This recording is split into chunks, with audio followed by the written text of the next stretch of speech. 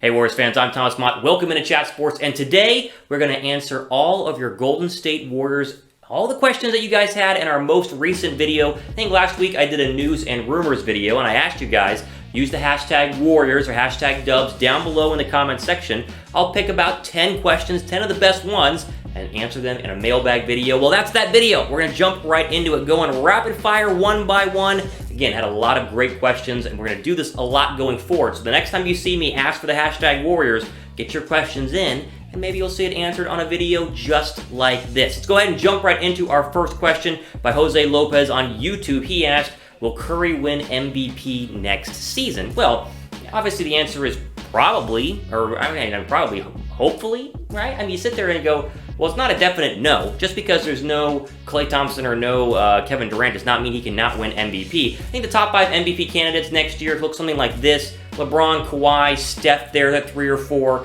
Giannis, and then James Harden. What Steph Curry has going for him is that it's going to be the Steph show, right? It's going to be Steph Curry's show for the majority of the year until Klay Thompson gets back. I know DAngelo Russell is there, but if you really want to prove and you really want to, win people's hearts in terms of voting for MVP, if he takes the Warriors and on a magical run and they dominate even without his, arguably the first and second best player, Kevin Durant and Klay Thompson, he has a real good shot. So I can't say he's going to for sure win it, but he's definitely not going to win it. Does that make sense? You sit there, and again, remember, LeBron be healthy, Kawhi is a new team, Giannis is going to get better and better, James Harden now has Russell Westbrook, but I think it's a very interesting case for Steph Curry. If he puts up the numbers and gets the Warriors to the playoffs without the help that he's had in the past, maybe he could be MVP next season. Good question there, Jose. Let's move on. Sandy Gomez on YouTube asked, Howard, I'm presuming Dwight Howard, a good fit for the Golden State Warriors, yes or no? The answer to me is simply no from a roster standpoint. They re-signed Kevon Looney to that 3-year deal a couple weeks ago,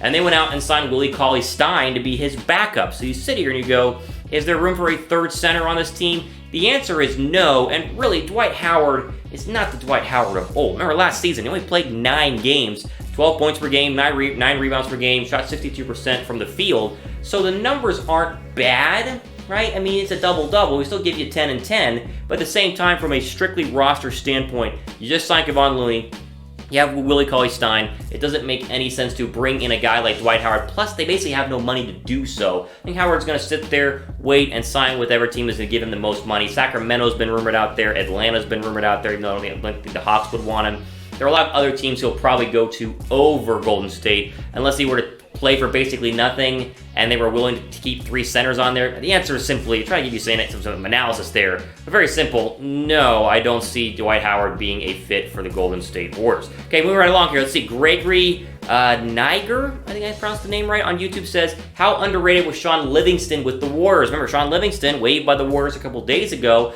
The answer to your question is very underrated. Now, I don't think we underrated him in the Bay Area. I don't think Golden State fans did not appreciate Sean Livingston. We did. And the backup point guard, essentially was very, very crucial for the Warriors whenever Steph would take a seat, especially whenever Steph would get injured with the ankle problems. Listen, in his entire playoff career, he's averaging like 19 minutes per game with Golden State, 6.4 points per game, 50% from the field, and 2.6 assists. The stats are out there. Defensively, he was such a long point guard. He was very, very helpful for us. And like I said, when Steph Curry was injured or when Steph Curry needed a rest, none of us worried when Sean Livingston came in, because Sean Livingston can give you buckets, right? Pulling up at the free throw line. They're going to miss him a lot, and I'm curious to see who's going to play that technically backup point guard role when DAngelo Russell and Steph Curry are both going to be off the floor. Can they fill the shoes, which are pretty big ones, left by Sean Livingston? Moving on here, this one is hard to pronounce. Account Hat Pen Under Stress. I might mess that one up. Don't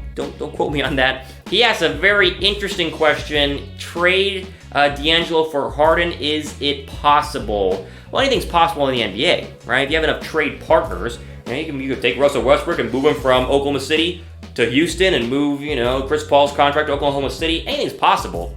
But the realistic answer is no, because then you'd have 3 basically max contracts. Now, I know they didn't sign DAngelo Russell to essentially a max contract, but at the same time, they're paying him $100 million plus. They have Steph Curry on a supermax, and now you want to bring in James Harden at his ridiculous price. The money doesn't work out. At the same time, what's the trade, right? They won't take DAngelo Russell straight up.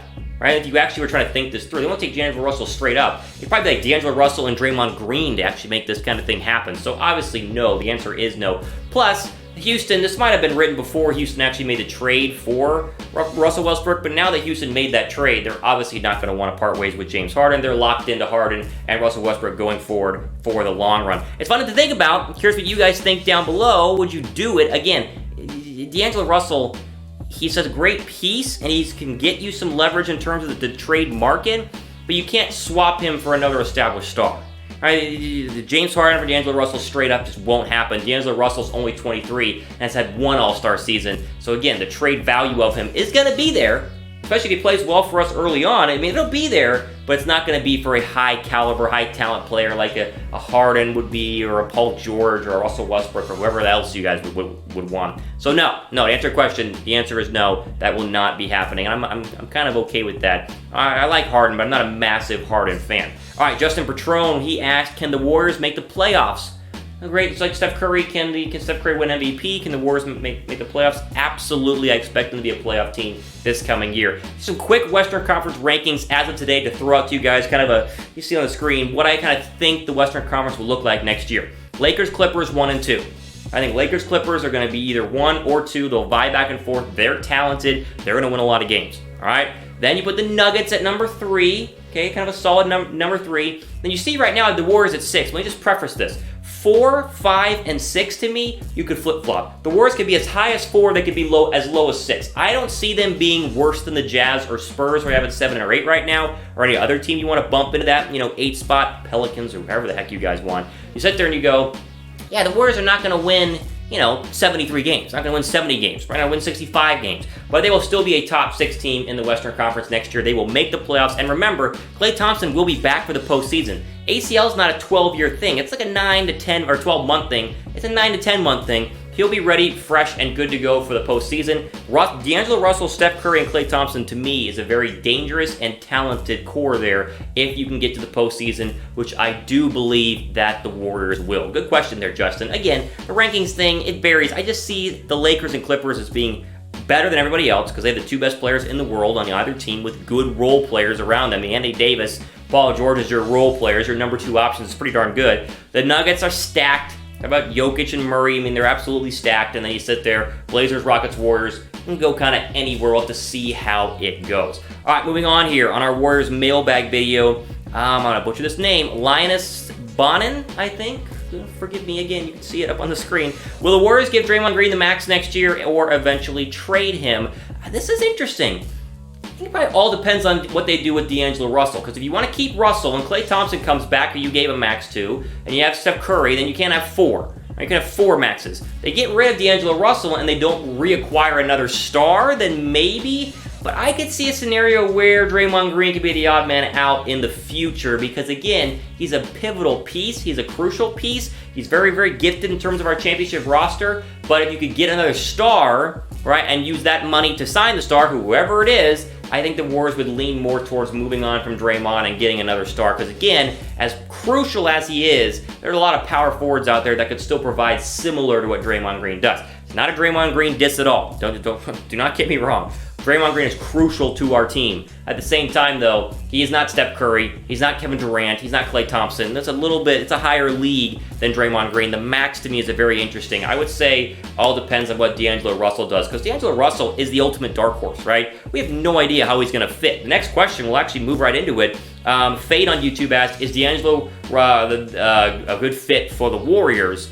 I don't know. I don't know how this is going to go. My best guess, everything I've read, all the tape I've watched, what I believe about DAngelo Russell is, yes, he can be the primary point guard, and Steph can come off of ball screens and get the ball in a catch-and-shoot situation. They can go back and forth. If people think Harden and Westbrook can work together with their sharing of the basketball, Steph and DAngelo can work together a lot better, in my opinion, because, again, Steph does not need the basketball to be elite to score, much like Klay Thompson does not need the basketball to score. I mean, you talk about the stats out there where it's like Klay will go for 35 and only dribble the ball like 5 times. I think it's going to work, but at the same time, we have not seen Steph Curry work with another point guard. Now, I know Durant would bring the ball up the floor, but it'd be interesting to see because DAngelo Russell, I know he has the size, but he's a true point guard. How will it fit? I really don't know. Again, it's a dark horse. It's the big question I have this year for the Warriors until Klay Thompson gets back. I'm fascinated to see if it will work, and I think it does, and it's win-win either way. If it doesn't work, you trade him. If it does work, you either keep him or you can trade him for even more. So great question there, Fade. I appreciate that one a lot.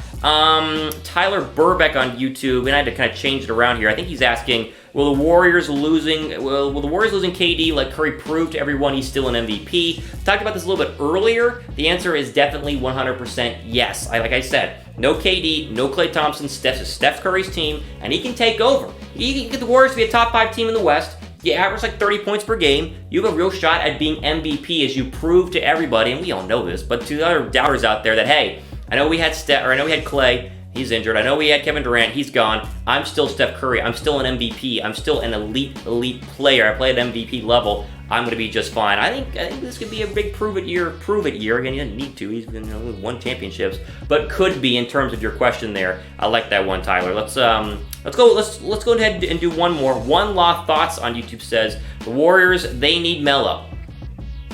No, we don't need him. We do not need Carmelo Anthony. There's a reason that Carmelo Anthony, when I had to go back and get his stats, his most recent game, he played 78 games 2 years ago. See the stats, 16 points per game, 35% from 3, 40% from the field. Not that great. No, they don't need Melo. Melo can't play defense. He can't really be a spot-up 3 guy, and he's kind of average from mid-range, shooting 40%. They do not need Melo. Melo will probably not be on a team this coming year. If he does, I don't see him producing at the Melo we used to know. That guy's long gone. They do not need Carmelo Anthony. I will say no to that question right there. All right, that's all the time we have for today. There's a lot more questions on YouTube. These are the ones I wanted to get to first. Again, we'll do this plenty more times in the future. Be sure to subscribe to Chat Sports. You'll see my next my next Warriors rumor and news video coming up probably in about a week or so. And then maybe after that, we'll do another mailbag. So whenever you guys see me ask for the questions, use the hashtag Warriors, get your questions in, and I'll probably answer it on it next time we do this show. Also, follow me on Twitter. Always DM me, and I'll answer your questions there at RealThomasMott as well.